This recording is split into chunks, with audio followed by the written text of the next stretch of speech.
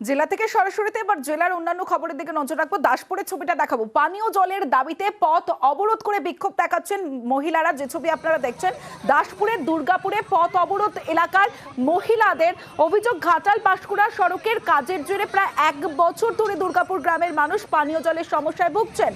পর্যাপ্ত পরিমাণে পানীয় জল মিলছিল না বলে অভিযোগ। তার উপর 3 দিন ধরে হঠাৎ করে পানীয় জল সরবরাহ সম্পূর্ণ বন্ধ বলে অভিযোগ। আর এতেই ক্ষিপ্ত গ্রামের মানুষ।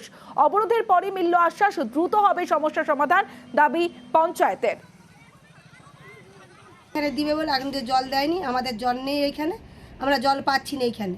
আমাদেরকে কেন রাস্তায় জল রেখে দিচ্ছে, আমরা জল না রে বাঁচবো কি করে? আমাদেরকে তো জল দিতে হবে। গরু বাছুর ছেনা পেনা সবাই আছে, তাহলে কিভাবে চলবে বলুন? এরকম রাস্তা ভেঙে যদি বারবার দিয়ে যায়, একবার তো কতদিন ভেঙে জল পাইনি, 1 বছর হয়ে গেল, তাহলে এখনো কি পাবনি?